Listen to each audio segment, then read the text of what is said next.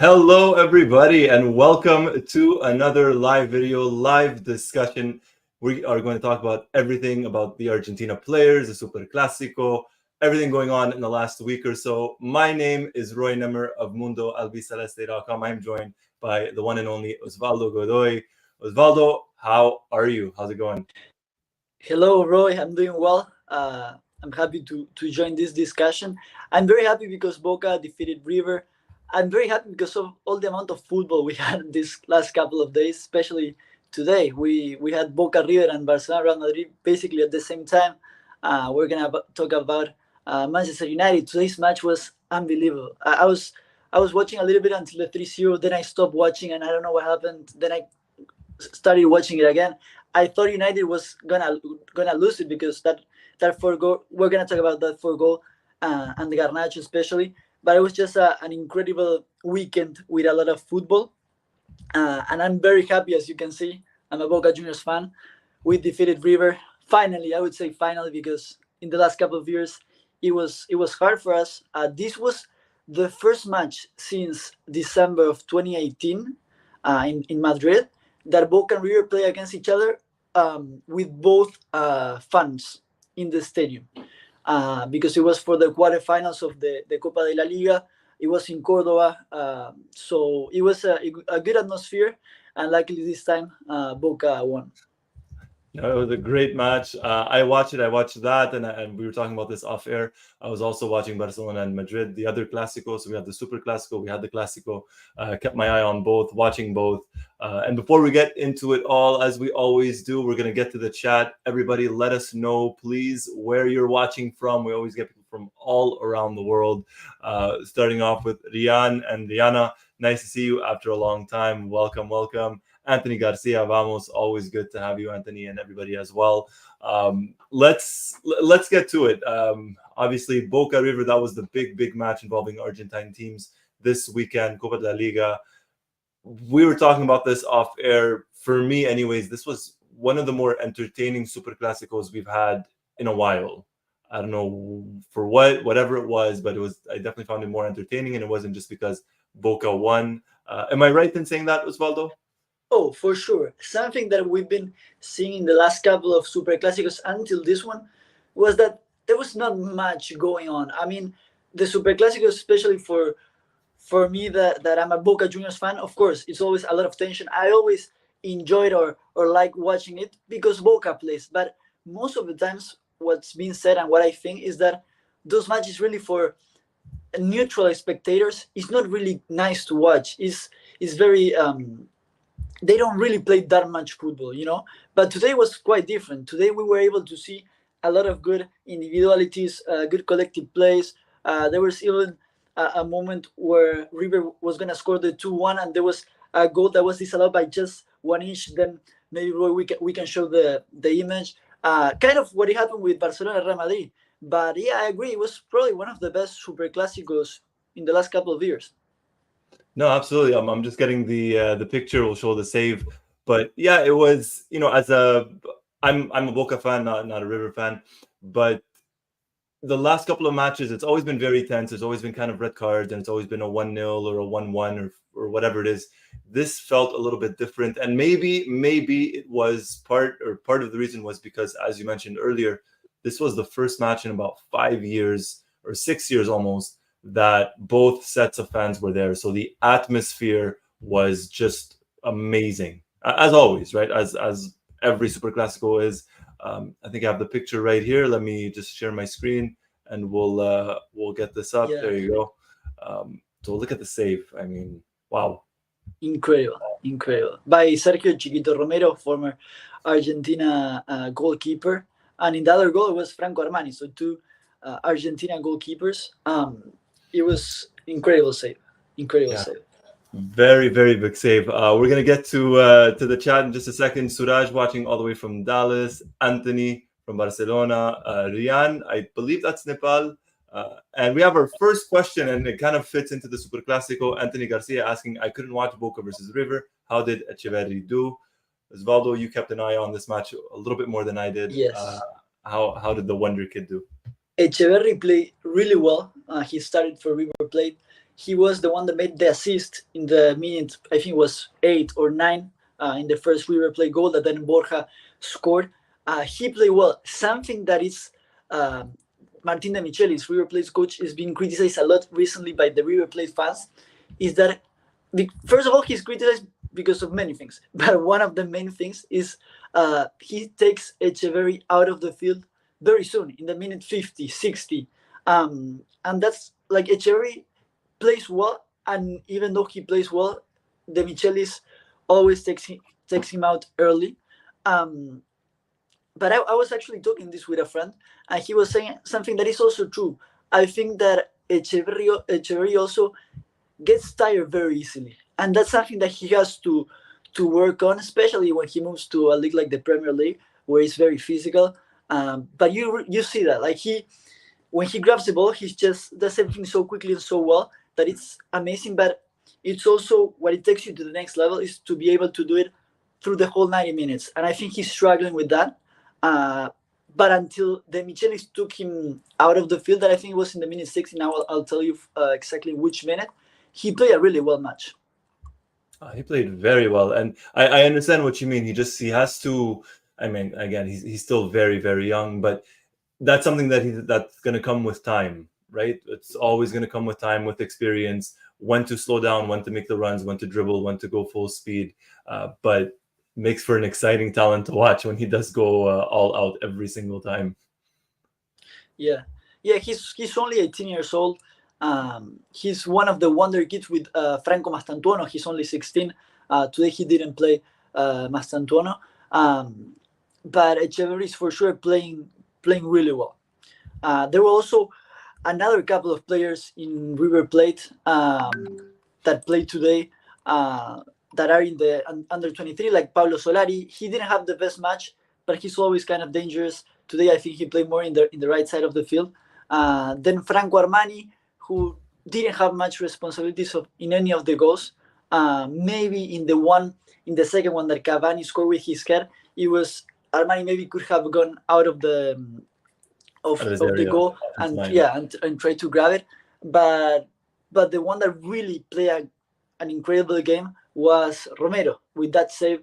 When it was 1-1, and it was in the minute 6 of the second half, and I think everyone thought that was a goal.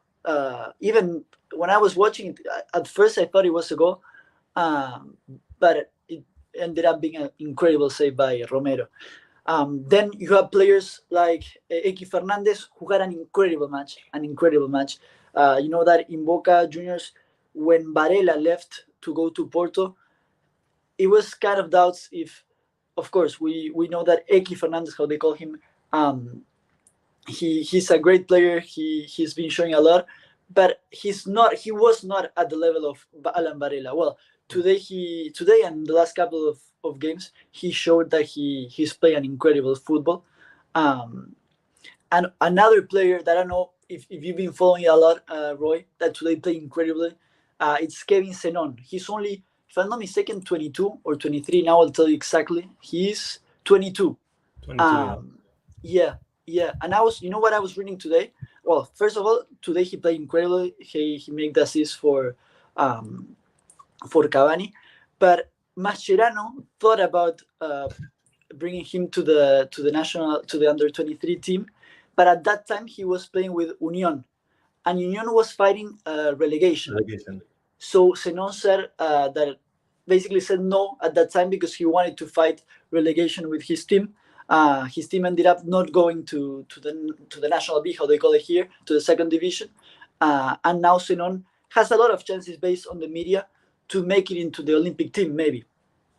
Wow, he definitely went to watch, at least on the left side, predominantly left midfielder, more of a left winger, I guess.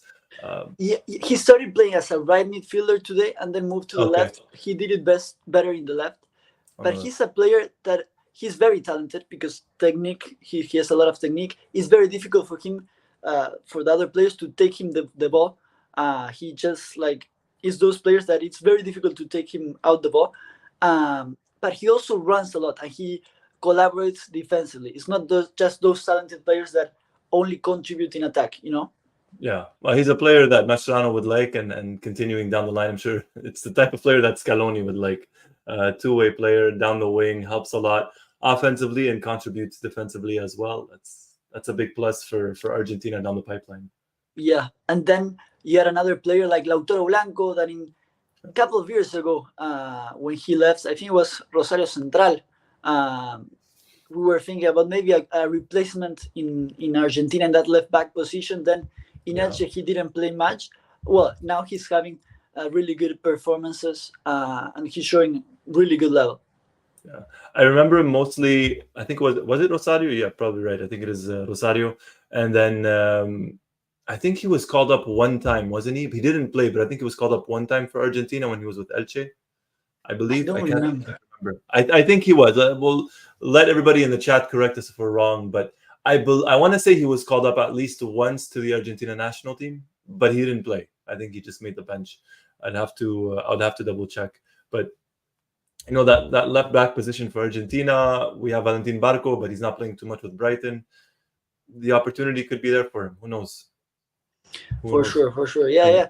Right now we have Tagliafico who is playing well for Lyon. Marcos Acuna is not playing much, so yeah, for sure Lautaro Blanco might be a possibility if he continues with this level. Yeah, no, definitely. And Anthony, gracias, Anthony. Thank you. Anthony said Blanco was called up in March, so last year, but did not play. Well, I knew I had remembered him being called up, but yeah, versus I think it was Curacao and Panama, I believe, last year in March. But yeah, we'll see. We'll see if he gets picked. It's still obviously very early days. I'd be surprised if he were to get selected for the Copa America, but maybe the qualifiers afterwards if he continues to do well. We'll see with him. All right. Next up, so let's go from the Superclásico to one player that played a lot of Superclásicos and not so much anymore because he's in Europe. But let's go to Alejandro Garnacho, Julián Álvarez in the FA Cup final. We'll make the switch over to Europe. A lot of talk about Álvarez the last specifically this past week, the Champions League, the elimination, even though he took the first penalty and scored. He hasn't been getting much playing time under Pep Guardiola for Manchester City in the last couple of weeks or even couple of months, as opposed to the start of the season. He started in the FA Cup semi-final versus Chelsea. Didn't do anything crazy, but he was there. He contributed. And they're in the FA Cup final, and they're going to play against Alejandro Garnacho and Manchester United, who played a very memorable match today. Thoughts on this, Osvaldo, and everybody in the chat as well. Let us know if you guys watched any of Yes. So yeah, talking about Julián, yeah, there was a lot of controversies in the last couple of weeks, I would say. On one hand, I think that it's hard for Guardiola when you have a player like Haaland that is for sure the star of the team, because he's the star of the team, to maybe take him out in a Champions League quarterfinals to put Alvarez or whatever player. It's hard, and the truth is that I think that Guardiola thinks Julián Álvarez most of the times also as that forward, even though he had been playing a little bit more back. So it's a hard decision for Guardiola, but it's also true that Haaland haven't shown much in these kind of games in the Champions League, although I think he's arguably one of the best players in the world, for sure. In my opinion, better than Julián Álvarez.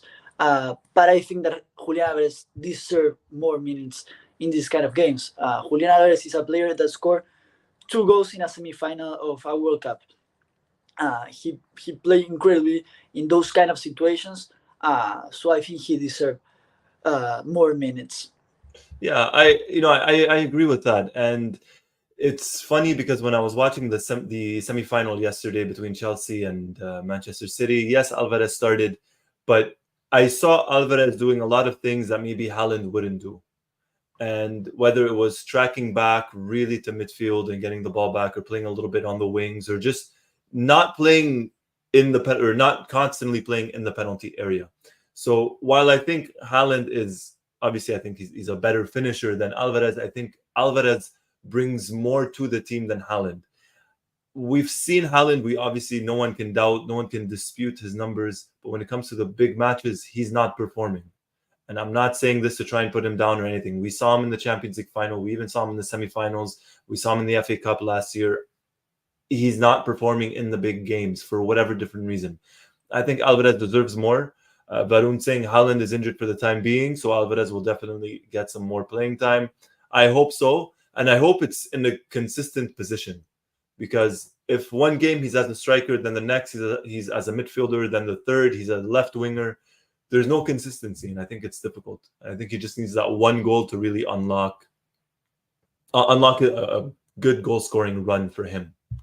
Yeah, I agree. I think in the last month or so, he haven't played that well. To be completely honest, but I agree. He has to play more or less in the same positions. But it's also true that Guardiola puts players like I think it was Akanji that played the other day as a midfielder. Guardiola likes to do that, and most of the times we say he's a genius because of doing that.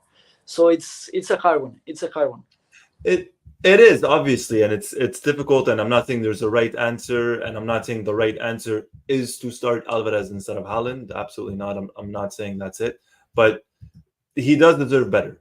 He absolutely does deserve better than what he's getting right now, at least in my opinion.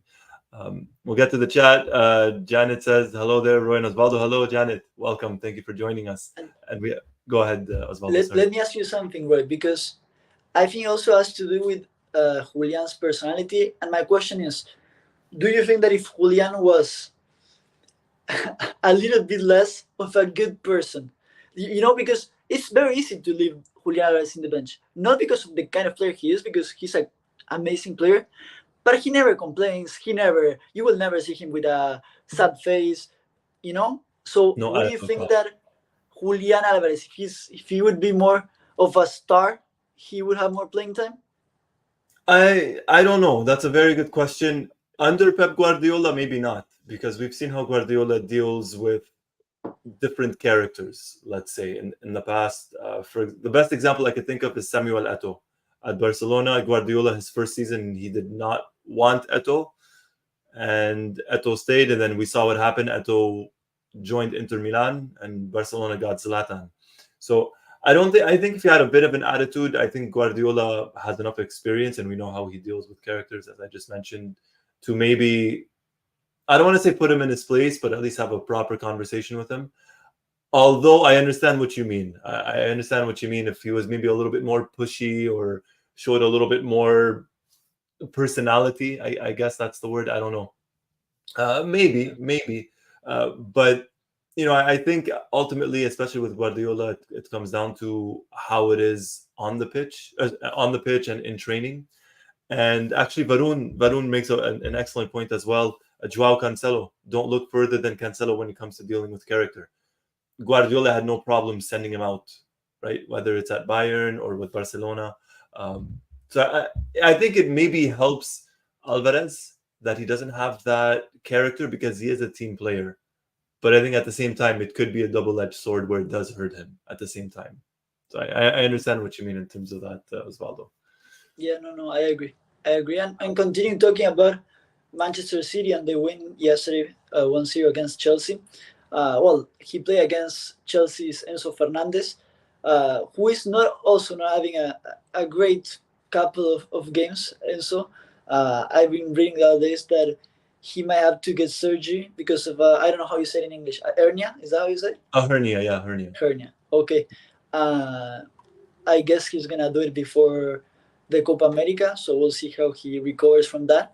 But how did you see Enzo's game? Who I think he was substituted in the minute 87.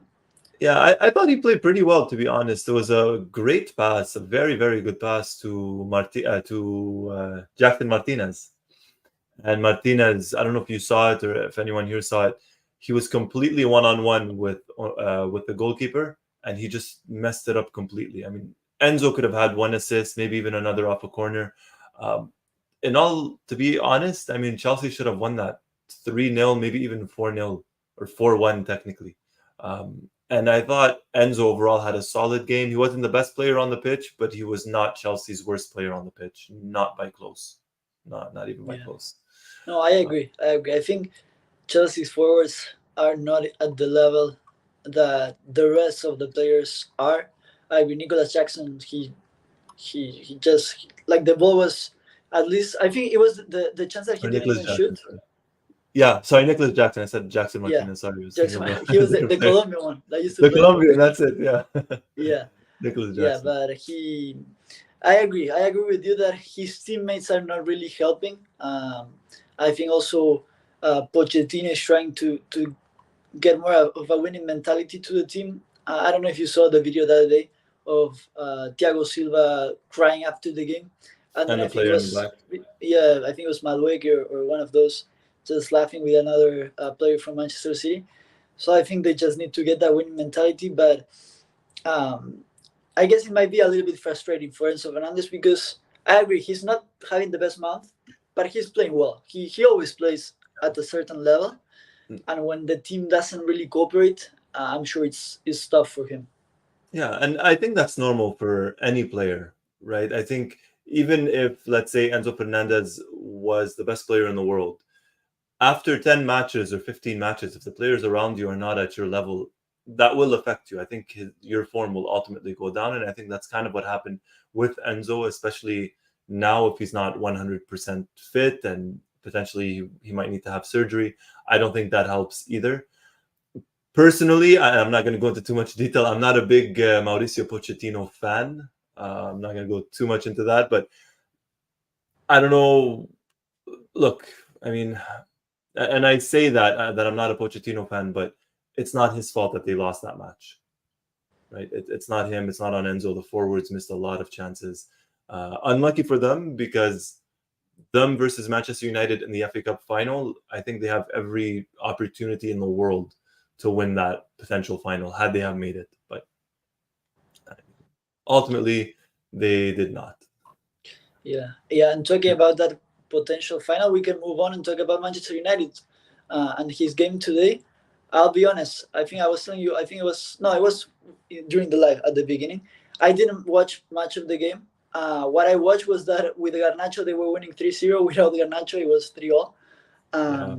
How did you see Garnacho? How did you see the game in general? He can Garnacho continues to improve. He really does continue to improve. I know he splits the Argentina fan base in half when it comes to who likes him and who doesn't. I rate him. He's still very raw, but the potential is there. He continues to be one of Manchester United's best attacking players. He is constantly a threat. I think he plays very well more often than not. I think he tends to have good matches. I'm gonna bring a statistic up, or it's a tweet. I don't know if you saw it, Osvaldo. I'm just gonna bring it up now. I don't know if anyone else in the chat saw it. It's an interesting statistic about Garnacho. There you go, and it says Alejandro Garnacho shook his head in apparent disappointment. United have gone on to lose to Chelsea, draw versus Liverpool, and have just conceded 3 goals away to Coventry after he was substituted. Wow. So 3 times they've been leading, 3 times he gets substituted, and 3 times they concede and the match ends up being a draw, or I mean today versus Coventry goes to penalty kicks. So he is there and he's improved defensively as well this season. So I'm very happy in his progress and how well he's doing. As for United, it's a whole different story. Is he playing more in the right side or in the left side? Right side. Right A lot side. more, right side constantly. I would say most of the match today was on the right side. He often does play on the left, but today was really, really on the right, and he would cut inside. He nearly scored in the first half. I think it would have been the first goal of the match. Came very, very close. But he's pretty much playing on the right side. He tends to play better on the right than on the left for Manchester United, or maybe at least that's just me. But It's gonna be for sure an incredible final in a derby, Manchester United against Manchester City. Manchester City, yeah. Let me see, when is that? No, it's May 25th, I believe. I May believe it's on the 25th. 25th, I believe. Okay, Yeah. like a month from now. In about a month, in about a month's time. And I think they were saying, I think I heard the commentator say, I think for the first time in FA Cup final history, we get the same final in back-to-back years. I think that's what they said. I could be mistaken, but I'm pretty sure that's what I heard. Wow. Yeah, and let's get to this comment from, I believe it's pronounced Caspian. Apologies if it's not. Garnacho character development is a work in progress off the field. That is, it's going to come with time. It's going to come with time. Anthony Garcia, Garnacho is more needed on the left wing for the national team, in my opinion. Great that he can play on both wings to give us options, definitely. And the fact that he's still young and still developing, it's an even better thing Yeah, for Argentina. it's great that he can play in both. I agree that we need him at least now more in the left side, and I also think that he is better in the left side. To be honest, so I think that Garnacho can easily play in the Argentina team in the left side, and the character development, that is something to work. You know, I was listening the other day to Gastón Edu, an Argentinian journalist, and Garnacho way of being outside the field. One thing is in social media, and another thing is with his teammates in Argentina. He was saying, Edul, how with his teammates he's very shy. He in Argentina, he really doesn't talk much, um, and everyone thinks he's like he has no problems with anyone, you know. He's not Yeah, that extrovert person that would see in after he scores a goal in social media. So it's interesting, and I think it's also fascinating to see that two personalities from Garnacho. That I think in the end, again, he's 18 years old. He's literally a kid. So we can be hard with a 18-year-old, at least no. now, you know. No, exactly. And yeah, I remember reading that in terms of with his teammates, how he's very shy. I think it was Paredes, and there's a comment in there about Paredes playing well with Roma, and we're going to get to that in just a moment. But I believe it was an interview with Paredes where he said they tease Garnacho in terms of him being a Cristiano Ronaldo fan. But he said Garnacho is a quiet kid. You know, he's quiet. I don't know how shy he is, but he's definitely a quiet kid. And him being around a team, sorry, him being around the Argentina players, the players that have won the Copa America, that have won the World Cup or the Finalissima, that has to, I think, play a role in his development. Whether it humbles him, whether it's him getting advice from them, learning from them, that is a good thing. So I think the more we see him with Argentina, the better he's going to get. I'm very much Yeah. looking forward to it. And then there's one comment. I'm just going to bring this up. Barun, Garnacho's actually been playing on the right side simply because Ten Hag does not bench Rashford for bad performances. That's a whole other thing. That's a whole other thing. But at least he's getting some playing time. Moving on, there was a comment about Paredes, and it kind of fits into what we're going to talk about next, which is the Argentine players in the Europa League, and we have 7 of them. Yes, those are in Marseille. Is that how you say it? Marseille? Marseille, yeah, Marseille. Marseille. Joaquín Correa and Leandro Valerdi. That they're gonna face Atalanta with Juan Musso and José Luis Palomino. And then the other semifinal is Bayer Leverkusen with Ezequiel Palacios against Roma with Dybala and Leandro Paredes. So it's 7 out of let me see. I think it's 7 out of 11, something like that, of the players that play in the quarterfinals. So it's a pretty good number of Argentinians in the semifinals of the Europa League. Yeah, there is. And the crazy part is this also guarantees for the second year in a row, at least, that an Argentine is going to win the Europa League. So last season it was Sevilla and West Ham. I think went to penalty kicks and Sevilla won. This season we're guaranteed one because there's 4 teams and every team has at least one Argentine player. Every team. Yeah, that's incredible. It's a good one, and we haven't really spoken too much about someone like Ezequiel Palacios, but he just won the Bundesliga with Bayer Leverkusen. He's been doing very well, and he's one that who knows comes to Copa America if he starts or not. For sure, I know a lot of River Plate fans that they will start him instead of De Paul. I'm not I don't agree completely of that, even though I think Palacios is having a better season. I think the national team really needs the way De Paul plays.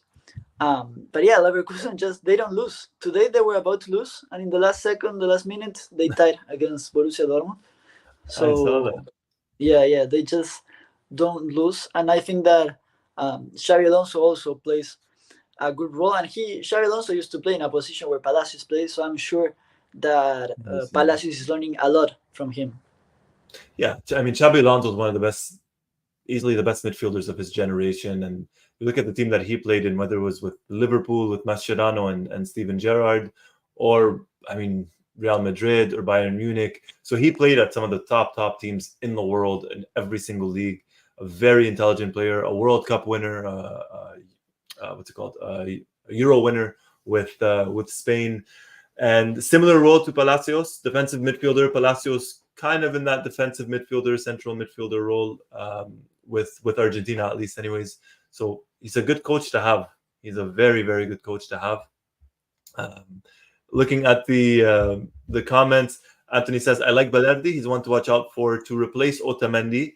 This is an interesting one. Maybe we could discuss it a little bit, not too much into detail, but you know, we always talk about Lisandro Martinez eventually maybe replacing Otamendi after the Copa America, but Martinez is kind of injured now. So if it's not Martinez, maybe someone like Balerdi. Yeah, there are players like Senesi, Facundo Medina. Senesi, Medina as well, yeah.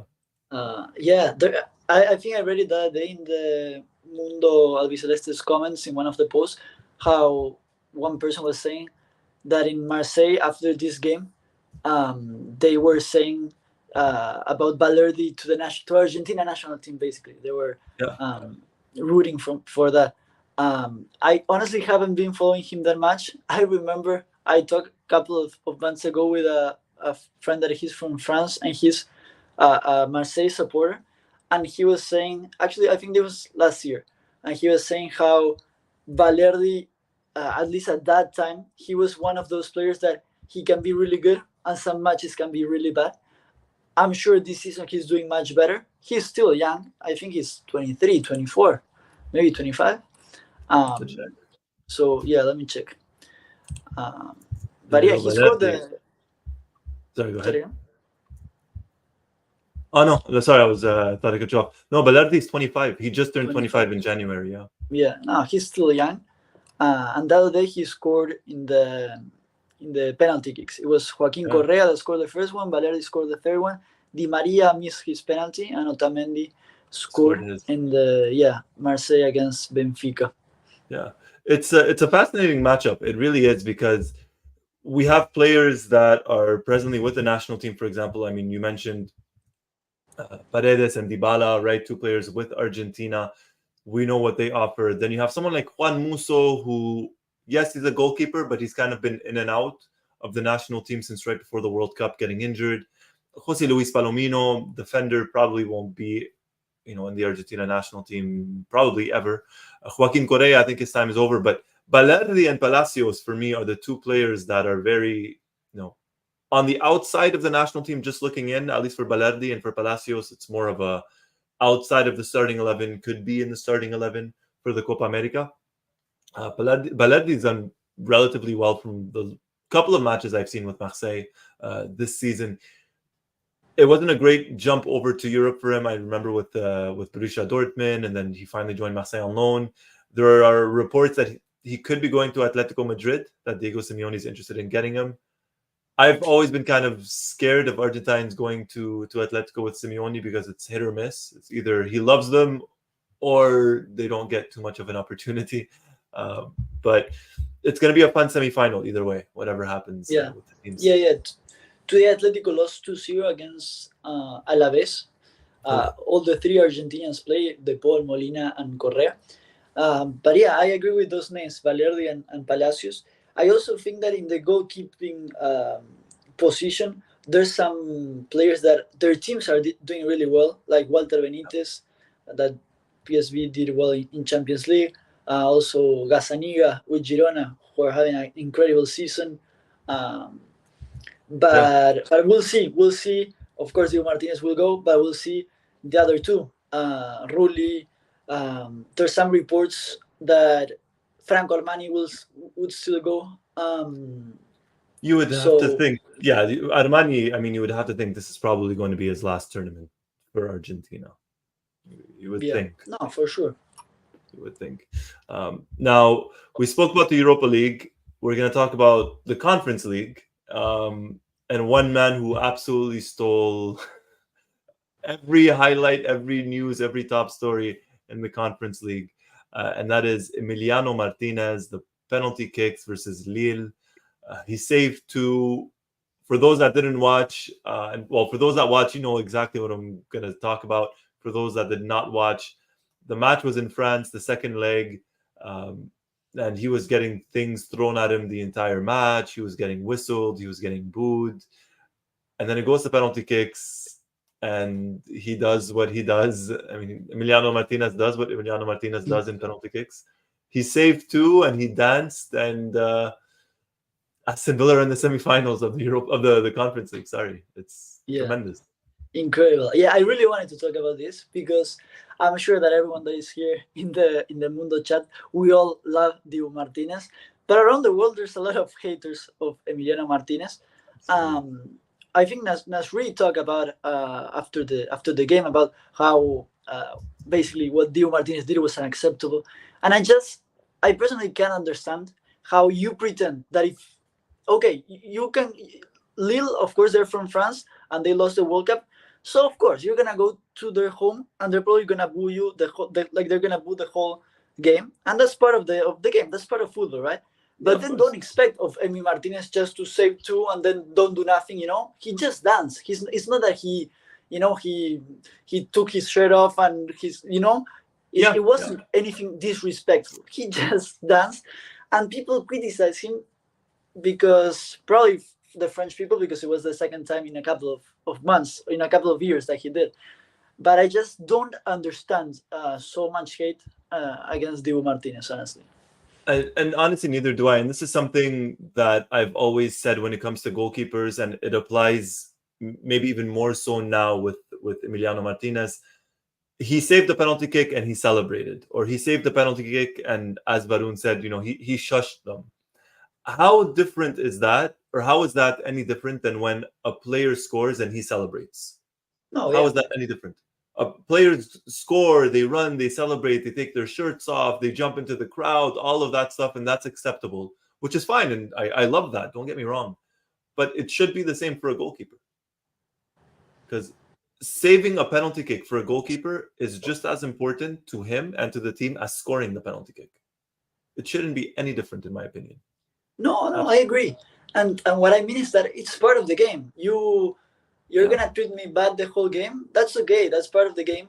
But then when I win, when I beat you, let me celebrate. Let me dance. Let me do whatever.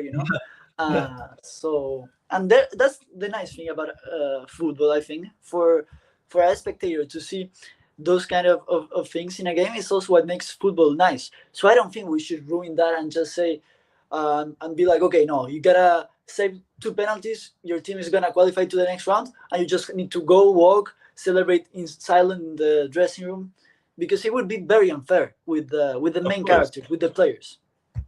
Of course, no, absolutely. And and this is something that he kind of said afterwards in the post-match interview. He said he has that reputation for whatever reason that I guess people just don't like him or his character. And it depends. You read the comments online and people completely side with him and understand.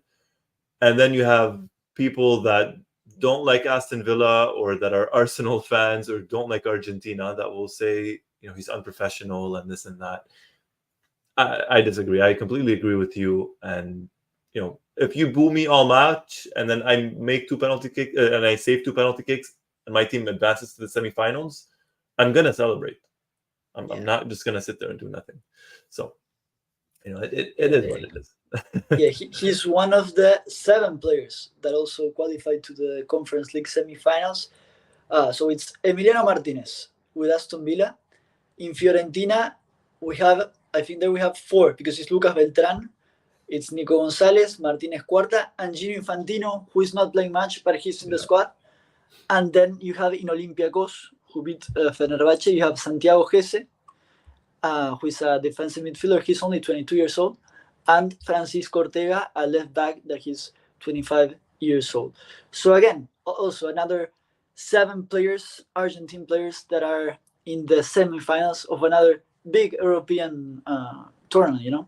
Yeah, it's another big one. It's another big one in the Conference League. 3 out of the 4 teams. It's only Club Bruges that do not have an Argentine player. So if Fiorentina make the final, then we are guaranteed that an Argentine player will win the Conference League. So we already know someone's going to win the Europa League, Conference League. 3 out of the 4 teams have an Argentine player in it. It's fun to see. It's fun to see, and we're going to talk about this when it gets to the Champions League. It's very fun to see. I just wish we had that number for the Champions League as well, and not just the Conference League and Europa League. No, yeah, I agree. Yeah, in Champions League we don't have any. Maybe some might consider Nico Paz, maybe in Real Madrid, but he's not really playing. That's the thing. We have one technically, and it is Nico Paz. And I believe, I'm going to double check, but I believe he is part of the Champions League squad for them. I believe. I have to double check. I'm checking that now. But, if he is, then, and Madrid win, then he's the only Argentine player that is. Actually, no, I don't believe he was. No, he's not. Nico Paz was not part of the Real Madrid team for the semifinals, at least. So technically no Argentine players, potentially one, Nico Paz. And it's sad to see, because at one point we constantly had an Argentine player, at least in the semis, if not in the final, winning it. We had with Barcelona, you had Messi, Mascherano. At United, you had Tevez. A couple of seasons with Juventus, you had Higuain. And then you had Tevez with Juventus as well.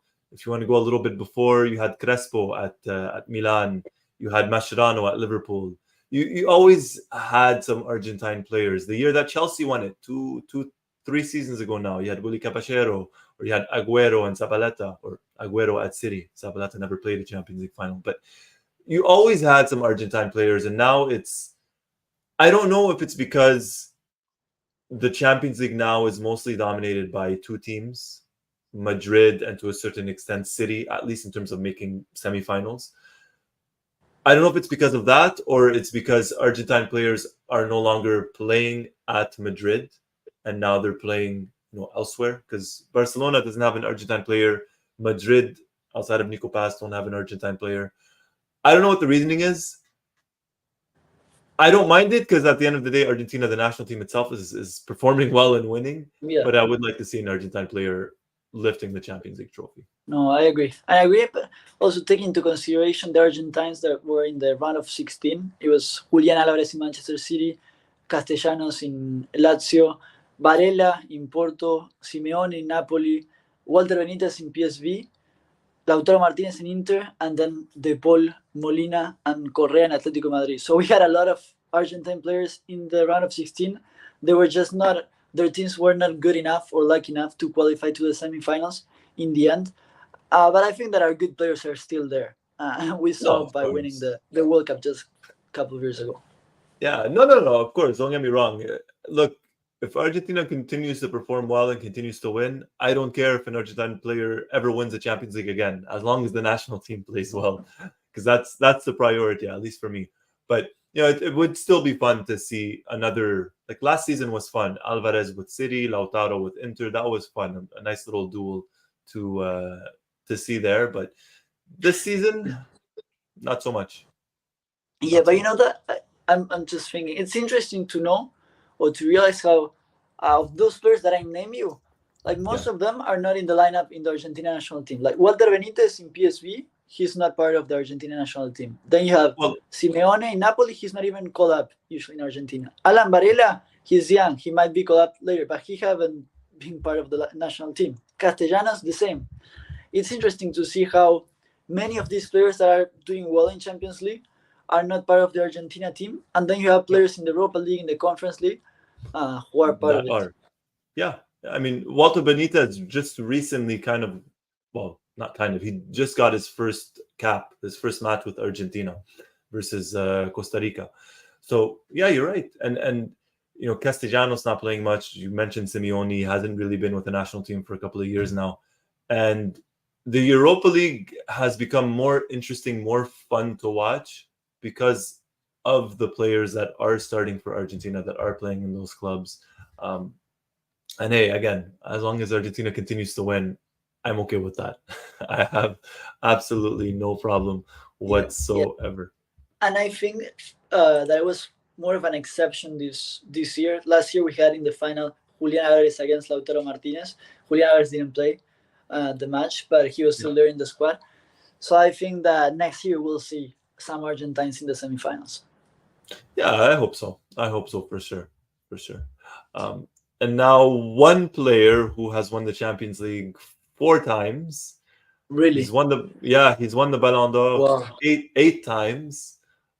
He won the Okay. Copa America. He won a Finalissima. He won the World Cup. I mean, we could stay here forever just talking about him. But he recently scored 2 goals for Inter Miami versus Nashville, and you were actually in attendance to watch that. Lionel Messi. He scored twice. Lionel Messi against Nashville. They won 3-1 at home in Fort Lauderdale. Let me see, because they have 18 points. They're number 1 in both conference. Of course they're number 1 in their conference, but also if you take the first place in the other conference, they're still first, and it's the first time in the Inter Miami history that they're in the first place in both conferences. So it was a great achievement that they reached yesterday. I was telling Roy, and we posted a picture on Mundo Albiceleste on the Twitter account. I had the possibility to be really close to Messi, like an hour after the game. It was a moment where there was a couple of Argentina journalists, Gaston Edul, who is the famous Anda Payabo, Sophie Martinez. I don't know if you know her, Roy. Of course. Yeah, the one from TV Pública that was also in the World Cup and was talking to Leo after the games most of the times. And then it was Andy Kuznetsov. Have you heard about him? He's a famous host in Argentina of a radio show, and a very famous actor, Federico Delilla, an Argentinian. So after the mix zone, first it was the press conference of Martino, then it was the mix zone that usually just 2 players of Inter Miami go. It was Toto Aviles and Busquets. And after that, all the journalists were leaving, and these 4 people were staying there. So I'm gonna stay here because I'm sure Messi is gonna come here. And I heard, so this you texted me about it too. Yeah, this couple of journalists, Andy Kuznetsov and Sophie Martinez, they do a radio show that is called Perros de la Calle. It's very well known in Argentina, and it's known that Messi and Antonella sometimes listen to it. So I stayed there because I was like, Messi's gonna appear here. And I don't know if I told you this, Roy, but yesterday at some point I had another journalist next to me. He was young as me, I think 21, 22, and I don't know where he was from, maybe American. And I told him, hey man, don't leave from here because I think that Messi is coming, and then you're gonna thank me about it. And just a couple of minutes later, after all the journalists left and only those journalists and me and this guy were there, Messi came with their kids were behind, also the bodyguard, and he was talking there for like a solid like minute. It was more of a private talk, so even though I recorded, we were not able to post it on Mundo, even though I know another guy that was there that posted that he shouldn't have, in my opinion, because it was something private. But yeah, something, of course, I'm not gonna say what they were saying in that talk, because if not, it would be kind of the same.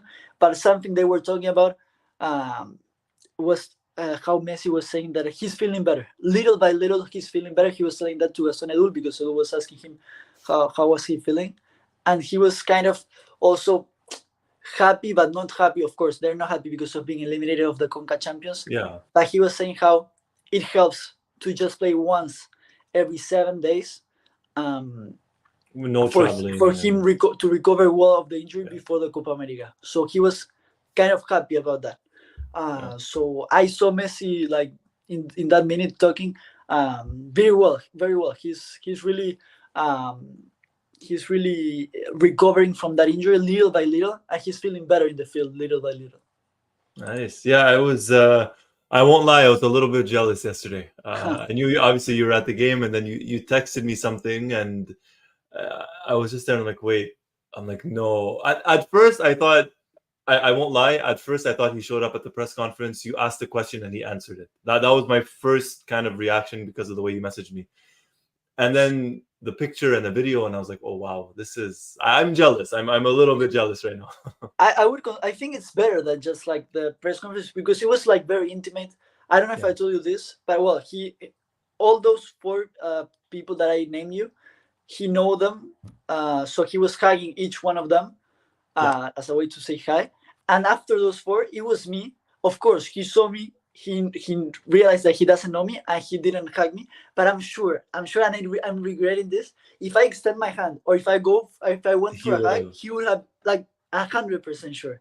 And I just didn't do it because, I don't know. I kind of regret it, but also I don't know Messi, so I wouldn't just go and hug him like anyone else because it would be weird. So I'm happy with how it went also. No, I get it, of course, and at the same time, you always want to try and be professional and stuff like that, and maybe extending your hand, like you said, because you don't know him and you don't know what would have happened and stuff. So I get it, but I would not have blamed you if you would have extended your hand or anything like that. I would not have blamed you one bit. But he continues to do well, and he continues to score. He continues to assist. He had 2 goals, 1 assist. We mentioned it. You were in the stadium. You got to see it. You got to witness it. And then, what was better for you? The match, being there, watching him live, or that little 1 minute or 2 minutes after the match? No, that 1 minute. That 1 minute, because fortunately with Mundo Albiceleste, I was able to go to many of his games. I think I've seen I've seen most of his games in Inter Miami at home. Most of his goals, I've seen at least 10 of his goals, right, like on the field.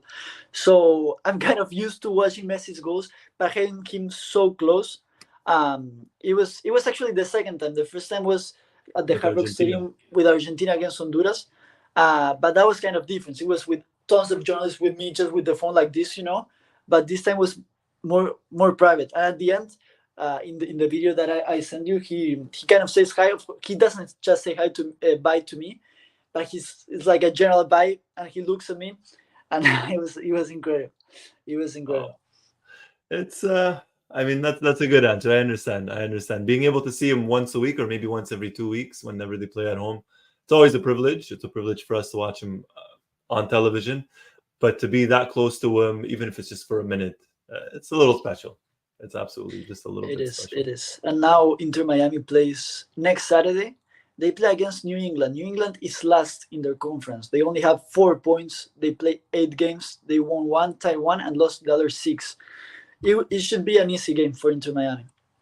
Wow. Yeah, that one's in that one is in New England. Okay. So in the northeast. So hopefully it's not too cold for Messi. Yeah. Although Inter Miami is doing well because they're first in the league, they're struggling a little bit in the defense, especially in the first minutes of the game. The defense yesterday was all Argentinians. It was, let me read it to you exactly which were the names, but I think it was Franco Negri, the own goal, Franco Negri, Freire, Aviles, and Weigand. All Argentinians. But let me also say this: they're all Argentinians that I don't think they would start in any of the big teams in Argentina. You know what I mean? Weigand in Boca, he wasn't a starter. He didn't play really well. That's why he ended up leaving. Aviles, he's very young. He's only 20, but he was in the reserve of Racing. And with Freire and Neri, I don't think I don't think their defense is as good as other areas in the field. Yeah, the only Argentine, I mean, aside from Messi, but the only Argentine on the team that could potentially start for a top 5 team, which is the closest with Argentinos Juniors, is Redondo. I think he's the closest, and now he's out for 2 months, about 8 weeks, so he probably has like a month and a half left of his recovery. And Martino was saying in the press conference how he's never able to have a complete squad because it was first Redondo, now Diego Gomez got injured. The Paraguayan. Before that was Kremansky, so he's kind of struggling with those injuries. And he has the Copa America in 2 months, and he's going to lose a lot of players a lot of players. Gomez for Paraguay. Obviously, we know the Argentinians. Suarez for Uruguay. He's going to lose a couple. The American players. So he won't have his team for for a while.